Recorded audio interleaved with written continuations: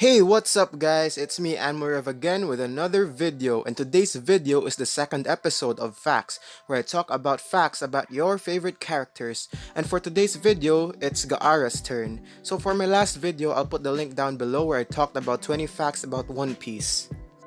But first, be sure to subscribe to my channel if you're not yet subscribed, and follow my Facebook page for more information or updates for my new upcoming videos soon. So let's hop into the video. Number 15. His father ordered him to be killed.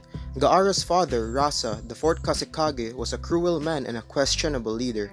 Rasa was facing mounting pressure from the Suna Council regarding Gaara not being able to control Shokaku.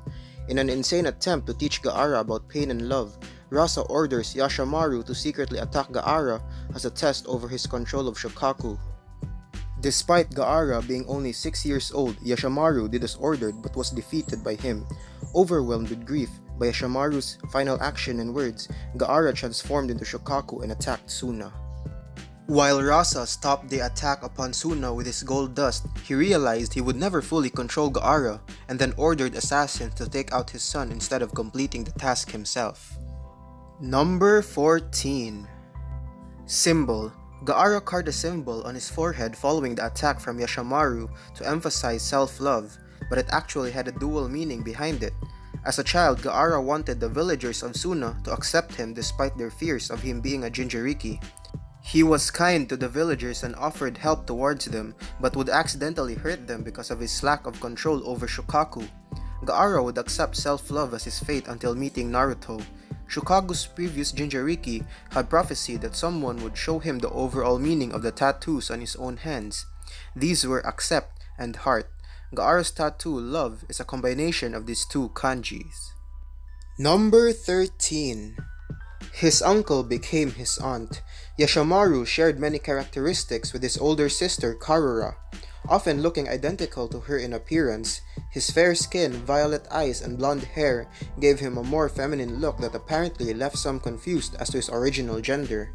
Despite being written as a male character, various versions changed his character to a female. In the Brazilian, Dutch, French, and etc. versions of the Naruto manga, Yashamaru became a woman character. The trend didn't stop with the manga, as the dubbed versions of the anime used a female voice to accompany his character. Number 12. He suffered from insomnia. One of the contributing factors towards Gaara's early madness was his inability to sleep. Shokaku would speak to Gaara in his head, telling him that if he slept, he would take over his body fully. Gaara fought sleep for 12 years before Shokaku was extracted from him. During this time, Gaara learned to stay awake as he pleased, gaining control over the insomnia that used to haunt him. Following Shokaku's extraction, many Naruto fans still wondered why he still had the dark rings around his eyes. Was Gaara still an insomniac? While never being addressed in canon, the rings might have nothing to do with him suffering from insomnia. Both Rasa and Kankuro have rings around their eyes, meaning it could be genetic or a part of the Kazekage clan culture. Number 11.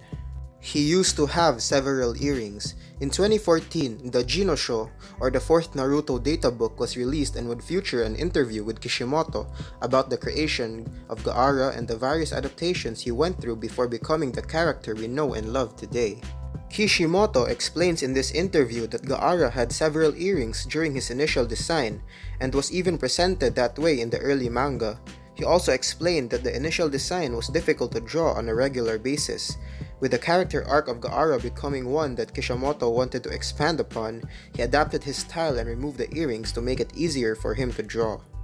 Number 10. He died when Shokaku was extracted. When a tailed beast is extracted from their Jinchuriki, they die.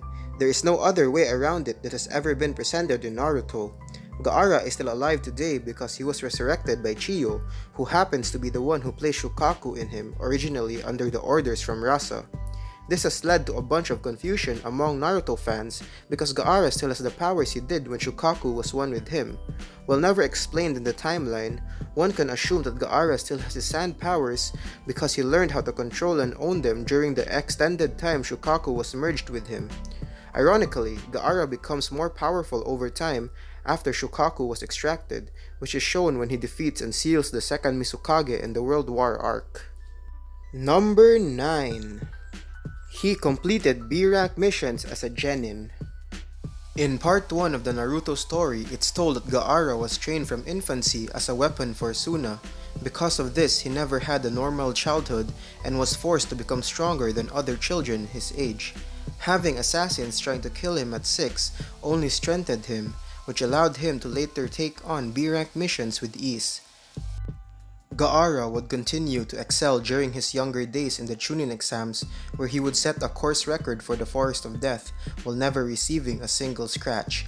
He has completed 34 missions, which included 10 D rank, 9 C rank, 8 B rank, 14 A rank, and 3 S rank. Number 8. His absolute defense protects him because of his mother. It was believed for a long time that Gaara's use of his absolute defense was from Shukaku. Even Gaara believed it at one point because of Yashimaru's lies that he told before committing suicide. It would later be proven that it is his mother's will that moves the sand to protect him. After having Shukaku extracted from Gaara, fans thought that they wouldn't see his absolute defense anymore. This was also proven to be incorrect. Following the Fourth Great Ninja War, Gaara learns how to incorporate other abilities into his absolute defense, including Wind Release and his Kekkei Genkai into his shields.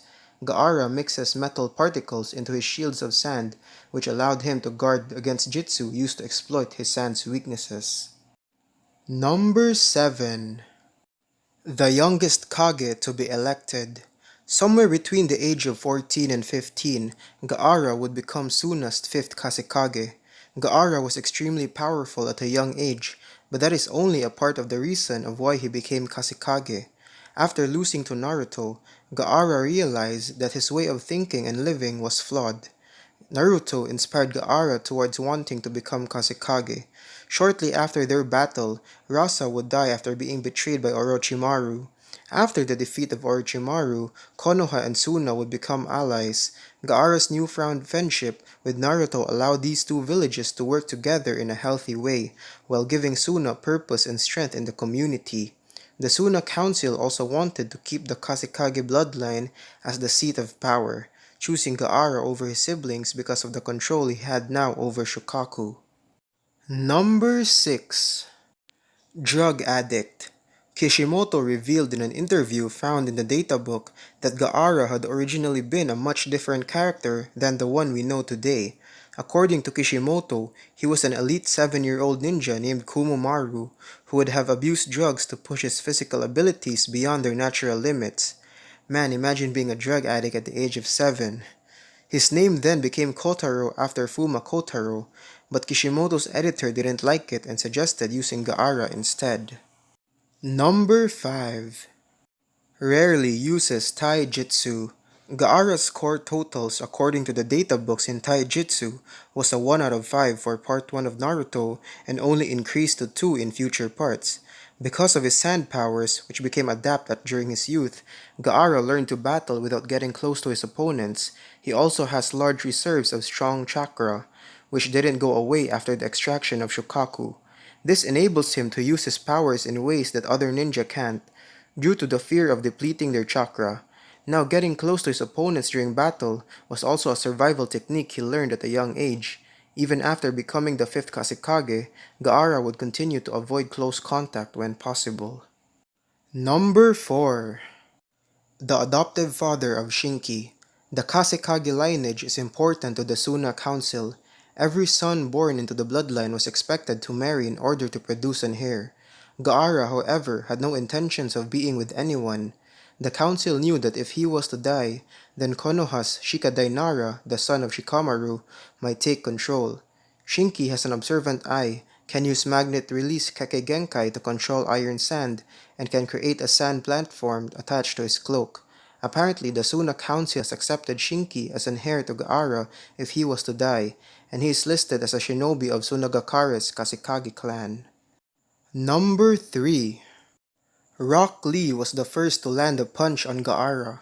During the preliminary rounds of the Chunin exams, Gaara was matched to fight Rock Lee. Up to this point of the exams, Gaara has yet to even break a sweat or get nicked once because of his abilities. Rock Lee was known for being fast, but during the beginning of the fight, Gaara's shield of sand proved to be faster. Might Guy then tells Rock Lee to take off his ankle weights, the flex though, knowing it would increase his speed. Rock Lee surprised Gaara when he avoids the shield of sand and lands the first punch ever to come in contact with him. Gaara would win the battle but would face Sasuke next, which would lead to him getting injured. Number 2. He calls his younger experiences in life Gaara of the Sand Waterfall. There's little doubt among Naruto fans that Gaara was a sadistic in his youth, driven by a mad bloodlust and killing anyone who crossed his path. It would be during this time he would become known as Gaara of the Sand Waterfall. After his defeat at the hands of Naruto, Gaara realized that his way of thinking which led to his mad behavior was wrong, and that he needed to change. When discussing the past, he would often refer to himself in third person as Gaara of the Sand Waterfall, allowing others to see that Gaara standing before them was not the same person he was in his youth. Number 1. His name means self-loving demon or self-loving silk. Gaara's name does mean self-loving demon, but it can also be translated to mean self-loving silk. So how is this possible? The last syllable Ra was taken from an abbreviation of Ashura to make it literally mean demon. Ra, however, can also be translated to mean a type of fabric or silk. Could a dual name interpretation have been intentional? Kishimoto would later disclose the name Gaara was suggested to him by his editor. He would later find out that the editor had based the name Gaara off a name of a ski resort. Ra being translated to fabric actually fit Gaara's character since his mother protects him through the sand to form his absolute defense, much like a mother protects a newborn by swaddling them in a blanket. So that's it for today's video, guys. I hope you enjoyed and learned something. And so for the next video, don't forget to comment down below what character or who's the character you want me to do next for the next facts video. So with no further ado, this is the end of the video. So bye, here's.